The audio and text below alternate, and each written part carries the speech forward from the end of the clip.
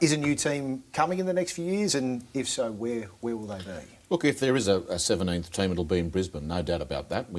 That's where the market is, that's where we're strong, and no good spending a lot of money in rusted-on AFL states, in my view. You want to go to the states where you have the nurseries and you have the population that loves the game.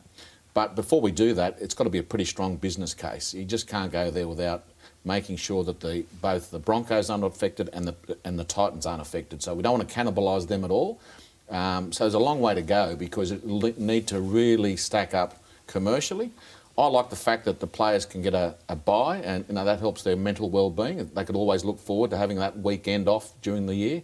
So there's that benefit, but it has to stack up commercially first and foremost. Before we talk about expansion, have you got a read on how our clubs are going to come out of this COVID period and this season that we're having? Because the economy's had a worse letdown than we have health-wise, and we've got a lot of businesses suffering. It's going to affect sponsorship, membership, attendances, corporate hospitality, all sorts of things it's going to affect into the future. How sustainable are our clubs, and what's the NRL planning money-wise to support these clubs in that endeavour? Look, we've increased their distribution dramatically this year because of that. They haven't had crowds. The sponsorship's under threat. So we're giving them a higher distribution than we have in other years. I promised all clubs will come out of this, and I'm pretty confident they will. And if we need to give them more money to get them out of the situation, we will. In the future, will clubs get a much bigger slice of game revenue over and above their salary capping and development needs? Look, in my view, the clubs are the shareholders and they should be getting the dividends. And there's two objectives. One is to build up our balance sheet to have revenue-producing assets. So the game, if it's in a situation like we've been in, has got something to fall back on and get revenue from other sources. So the two objectives are to maximise the distribution to the clubs, but at the same time, buying assets for the game for the future. Peter, we're talking about how bad it is now and how you have to prop clubs up a bit now. But down the track, surely that's going to hurt the club. Surely you're not going to have that available money, or you're going to fall short on that. Have you budgeted for that? How much onus do you put on the club to actually be a successful business without having to keep giving them money? Look, that's important, and they've got to have commercial responsibility. They're autonomous, and they should be looking at how they can best commercially run that club and be cost effective. And look, this is our one chance to reset the cost structure of the game. There is no doubt that we were living outside our means, and the clubs need to look at their own businesses and make them cost effective. And there's a lot of areas they have to look at, including the football cap, the salary cap. They'll all be looked at in the next 12 months. I'm hoping that the salary cap stays where it is. I don't think the players should be affected, but there might be a small change to that. But I'm pretty confident we've come out of it pretty well. I think the one factor that we've done by having that 7-year certainty on our revenues, as a sport you need certainty, especially when you've got a salary cap. Players are contracted for 3 to 4 years. Foxtel is our senior partner. It provides the game with the majority of the money, and it's the traditional media. And as years go by, I believe the traditional media, people will migrate to the OTs, as they're called, over the top media, which is your Netflix and etc. and KO, which is what Foxtel have. So the game has to get the revenues while they're there, and that's why we've done a long-term deal. So I think that the viability of the game is going to be good. James brought up the expansion. I mean, and these two guys would know.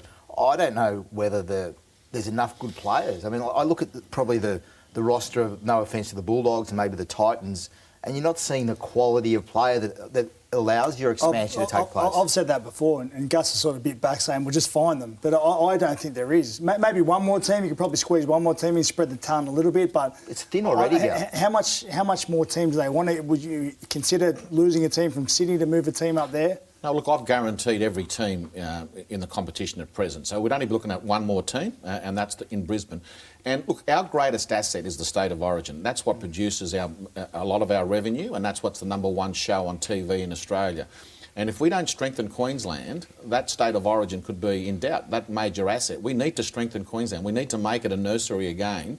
And Ben Ikin gave a really good presentation one night. If we're not careful, our major asset, being the State of Origin, could be under threat unless we can strengthen Queensland substantially.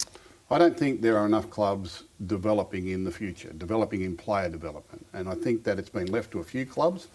And this is where I say that the players are out there if the development pathways are financed and everyone is contributing. My view is that if you want a licence to operate in this competition, you're one of the 16 clubs, it should be compelled in the licence that they spend so much on development and that the league should contribute to that funding, because any business that doesn't invest in its future, and our future is players, the one thing we can't do without is players, they need to keep investing in it.